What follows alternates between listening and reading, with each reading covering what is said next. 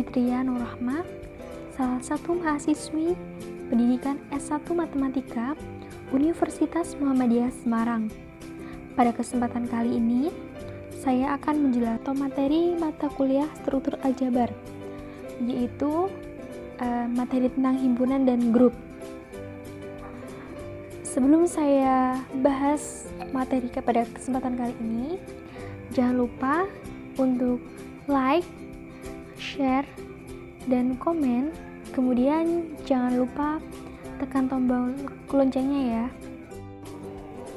Nah, mari kita perhatikan penjelasannya ya. Pada bagian pertama, saya mempunyai bagan himpunan bilangan, dari mulai bilangan kompleks sampai bilangan komposit, bilangan prima, bilangan genap, dan bilangan ganjil. Penjelasannya, bilangan kompleks. Bilangan kompleks didefinisikan sebagai bilangan yang anggotanya A plus BI, di mana A dan B merupakan elemen bilangan real. Sedangkan I jika dikuadratkan bernilai negatif 1. Bilangan kompleks sendiri mempunyai simbol K. Contohnya, ada 2-3i, 8-2i, dan seterusnya. Kemudian ada bilangan imajiner. Bilangan imajiner sendiri didefinisikan sebagai bilangan khayal atau mempunyai akar negatif, seperti contohnya I kuadrat sama dengan min I. Imajiner ini sendiri atau bilangan imajiner ini mempunyai simbol yaitu I. Selanjutnya ada bilangan real. Bilangan real merupakan gabungan bilangan rasional dan irasional. Simbolnya ada huruf R besar ini. Nah, tadi kan dikatakan sebagai bilangan rasional dan irasional. Dia tuh mempunyai contoh, contohnya yaitu min 2, min 0,5, 0, 0,2, 3, dan seterusnya. Selanjutnya ada bilangan irasional. Bilangan irasional yaitu bilangan yang tidak dapat ditunjukkan dalam bentuk A per B. Simbolnya sendiri yaitu huruf kapital I. Kemudian contohnya ada akar 2, akar 3, akar 5, akar 7, dan seterusnya. Kemudian ada bilangan rasional. Adalah bilangan yang bisa ditunjukkan dalam bentuk A per B. Simbolnya huruf Q. Contohnya ada 1/4, 3/4, 4/5, dan seterusnya. Kemudian yang kedua ada bilangan pecahan. Bilangan pecahan itu adalah bilangan dalam bentuk A per B di mana A, B elemen bilangan bulat. Contohnya ada 1/4, 3/4, 4/5. Nah, kalau bilangan rasional ini tadi kan dijelaskan bahwa bilangan yang bisa ditunjukkan dalam A per B. Jadi contohnya bilangan rasional itu banyak ya, kayak bilangan 1, 2, kemudian min 2 itu termasuk ke dalam bilangan rasional. Berarti contohnya bukan ini aja sih. Ada 2, ada 3, ada negatif 4, negatif 10, 0,5, 3,6, 1/4, 3/4, 4/5, dan seterusnya. Kemudian ada bilangan bulat. Bilangan bulat merupakan himpunan bilangan negatif dan bilangan cacah. Disimbolkan dengan simbol Z. Bilangan bulat contohnya adalah negatif 1, 0, 1, 2. Nah, yang selanjutnya ada bilangan negatif. Bilangan negatif dalam garis bilangan yaitu bilangan yang berada di sebelah kiri bilangan 0 dan dia bernilai negatif. Dari mulai negatif tak hingga sampai dengan negatif 1. Selanjutnya itu ada bilangan cacah. Bilangan cacah merupakan himpunan bilangan positif dan 0. Contohnya yaitu 0, 1, 2, dan seterusnya. Simbolnya yaitu huruf C kapital, huruf C kapital. Kemudian bilangan cacah dibagi menjadi dua. Yang pertama ada bilangan 0. Jelas bilangan 0 dia bernilai 0, contohnya yaitu 0 itu sendiri. Kemudian ada bilangan asli. Bilangan asli ini disebut juga dengan bilangan natural atau bilangan yang dimulai dari 1 sampai dengan tak hingga.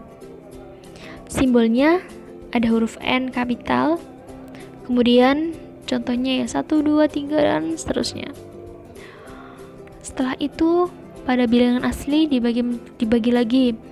Yang pertama ada bilangan komposit, yaitu himpunan bilangan asli bukan prima. Yang selanjutnya adalah bilangan prima, himpunan bilangan yang tidak dapat dibagi oleh bilangan lain kecuali bilangan itu sendiri dan bilangan 1. Jadi prima itu cuma angka-angkanya itu hanya bisa dibagi oleh bilangan itu sendiri dan bilangan 1, di mana hasilnya bukan bilangan desimal ya. Contoh 2 hanya bisa dibagi oleh bilangan 2 dan bilangan 1, di mana hasilnya akan berbentuk menjadi bilangan bulat, bukan bilangan desimal ya. Selanjutnya ada bilangan genap, yaitu himpunan bilangan yang selalu habis dibagi 2. Jadi dia itu kalau dibagi 2 itu hasilnya selalu bilangan bulat terus. Itu bilangan genap itu simbolnya E. Contohnya ada bilangan 2, 4, 6 dan seterusnya. Kemudian ada bilangan ganjil. Bilangan ganjil itu himpunan bilangan yang jika dibagi 2 maka bersisa 1, kecuali angka 1. Kalau dia dibagi 2 hasilnya desimal. Simbolnya itu huruf G kapital. Himpunan contohnya itu 1, 3, 5. 3 kalau dibagi 2 itu sisa 1. Kemudian 5 kalau dibagi 2 sisa 1 juga. Terus kemudian 7 kalau dibagi 2 ya bersisa 1. Selanjutnya ada pertanyaan yaitu mengapa himpunan bilangan asli dapat dikatakan subset dari bilangan bulat atau Z? Kita definisikan dulu bilangan bulat. Bilangan bulat itu bilangan yang terdiri dari bilangan negatif dan bilangan cacah. Negatif berarti dia itu depannya ada negatifnya itu atau bernilai negatif. Kemudian kalau bilangan cacah itu terdiri dari bilangan 0 dan bilangan asli. Bilangan asli itu sendiri merupakan bilangan dari 1 sampai tak hingga, tapi dia selalu bernilai positif. Jadi secara tidak langsung bilangan asli merupakan subset dari bilangan bulat. Buktinya apa? Kalau bilangan bulat kita tulis dari negatif tak hingga, kemudian negatif 2, negatif 1, 0, 1, 2 sampai positif tak hingga. Nah, di sini kan ada angka 1, 2, 3 sampai positif tak hingga kan. Nah, bilangan asli itu kan dimulai dari 1, kemudian 2, 3 sampai dengan positif tak hingga. Sehingga bisa dikatakan bahwa bilangan asli ini merupakan himpunan bilangan yang dia itu subset atau bagian dari bilangan bulat. Operasi biner. Apa itu operasi biner? Definisi operasi biner. Operasi biner pada himpunan tak kosong S adalah pemetaan dari S ke S. Notasinya ada positif, ada tambah, kali atau silang, kemudian bintang, titik, kemudian ada positif dalam lingkaran, ada kali dalam lingkaran, dan sebagainya. Hasil dari sebuah operasi biner, misalnya kali dalam lingkaran pada elemen A dan B ditulis sebagai A kali dalam lingkaran B. Bisa contohnya operasi biner positif dalam lingkaran yang didefinisikan sebagai A ditambah dalam kurung B sama dengan A plus B dikurangi 2 dikali AB. Jadi operasi biner itu tergantung dengan soalnya, konteks soalnya ya. Kemudian ada sifat-sifat operasi biner. Misalkan bintang dan positif dalam lingkaran adalah operasi biner.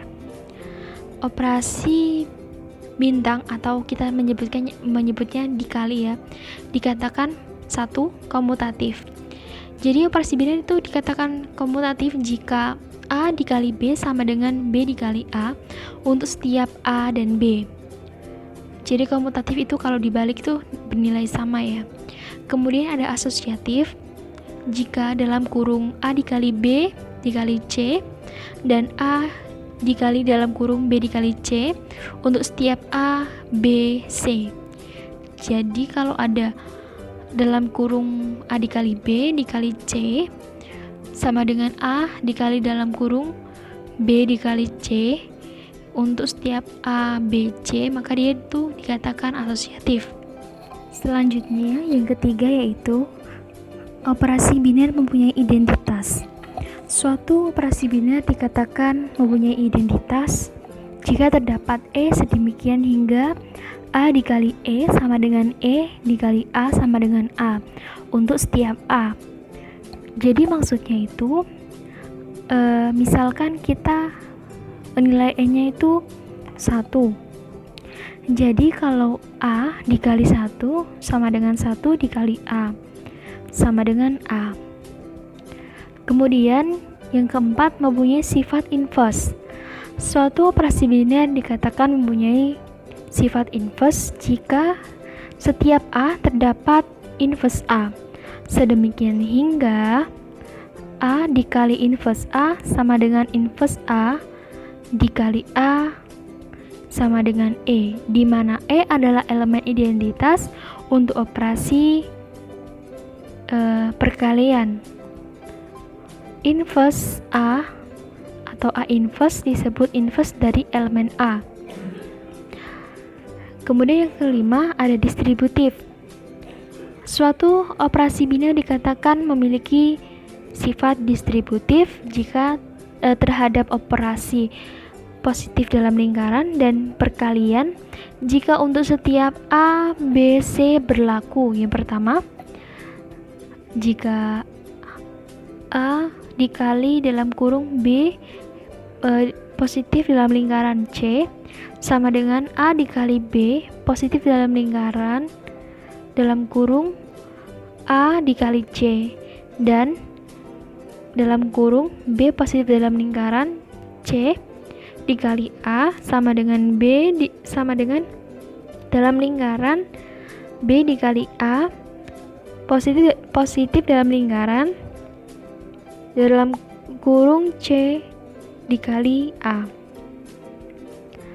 Contohnya, contoh 1. Periksalah apakah himpunan bilangan bulat Z dengan operasi penjumlahan biasa merupakan grup. Pembahasannya, pertama kita akan memeriksa apakah Z bersifat tertutup terhadap operasi pertambahan. Caranya, kita ambil sembarang A, B, elemen Z. Jumlah dua bilangan bulat merupakan bilangan bulat, sehingga A ditambah B elemen bilangan Z. Jadi, Z bersifat tertutup terhadap operasi bilangan bulat. Karena A ditambah B itu bilangan bulat, jadi Z itu atau bilangan bulat itu bersifat tertutup terhadap operasi pertambahan. Kemudian yang kedua, kita akan memeriksa apakah operasi pertambahan bersifat asosiatif.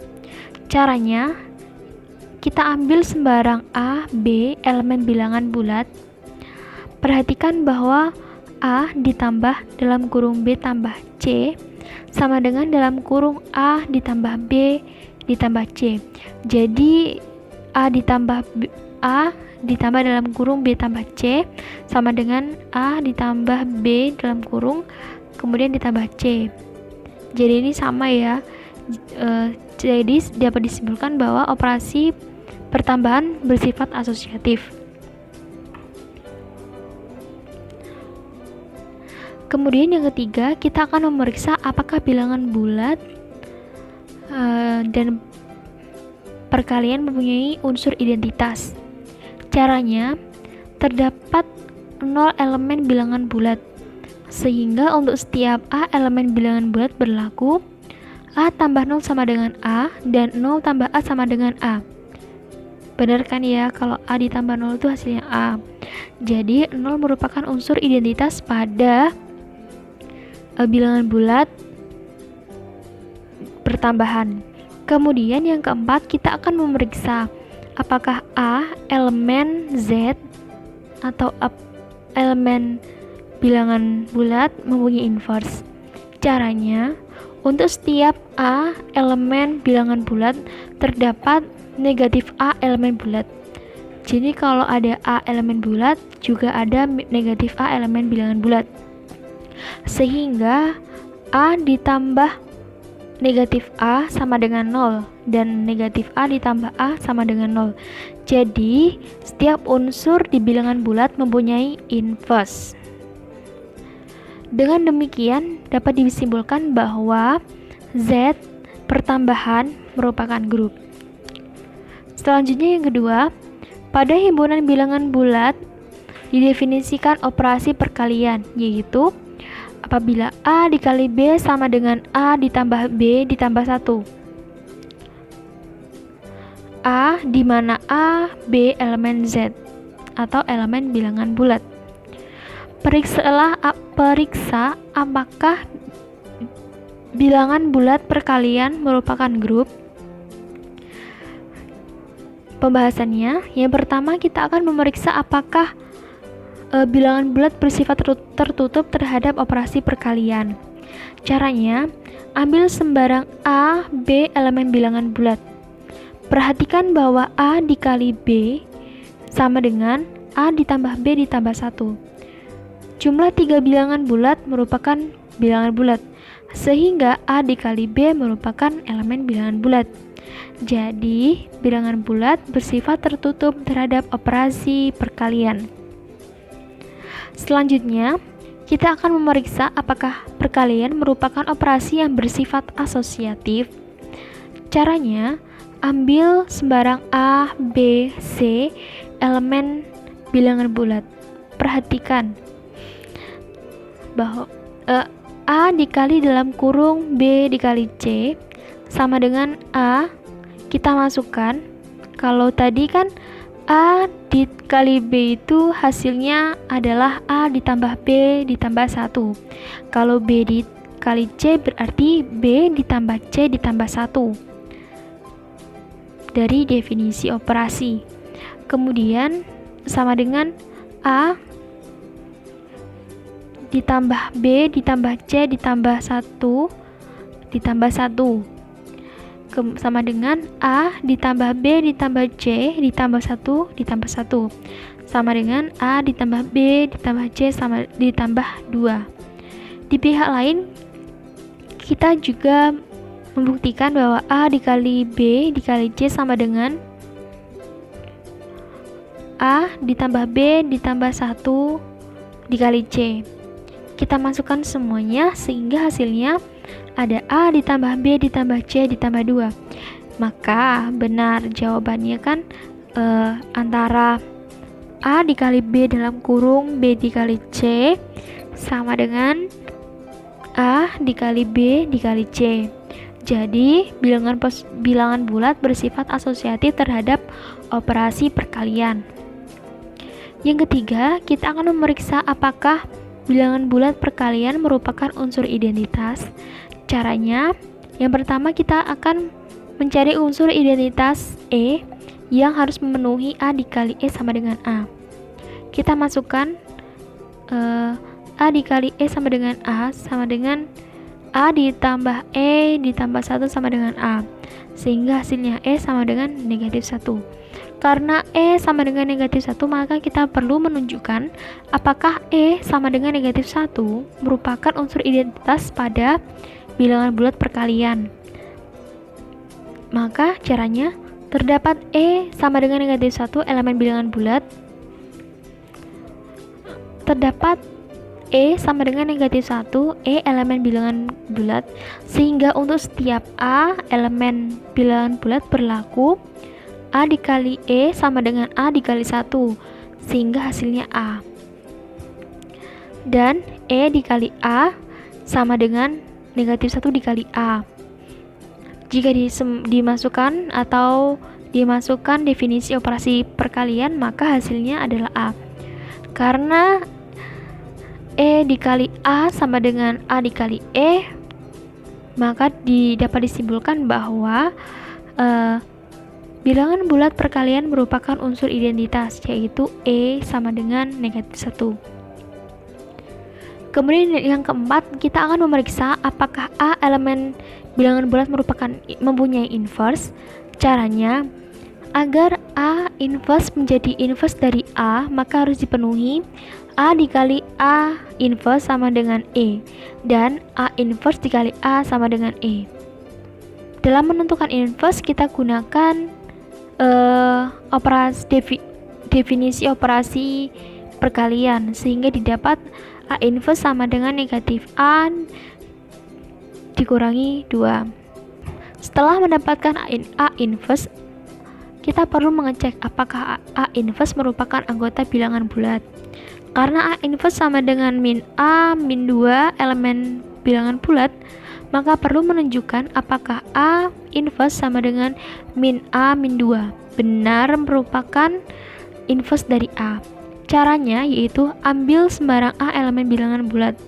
Terdapat A inverse elemen bilangan bulat, sehingga jika A dikali A inverse sama dengan, kita substitusikan menjadi A dikali min A min 2.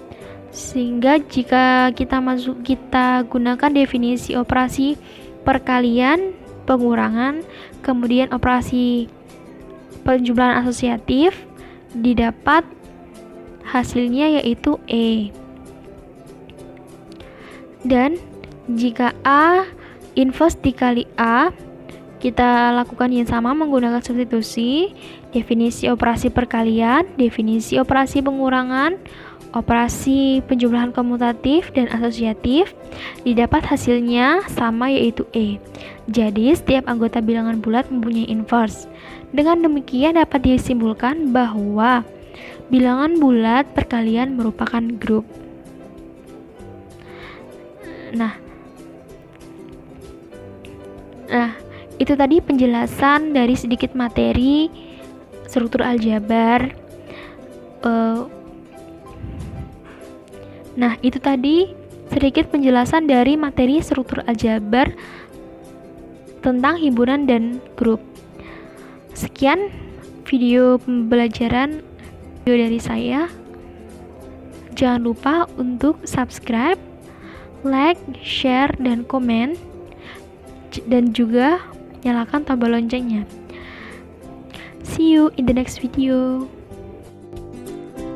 Halo teman-teman, ayo ikuti langkah saya untuk berkuliah di Universitas Muhammadiyah Semarang.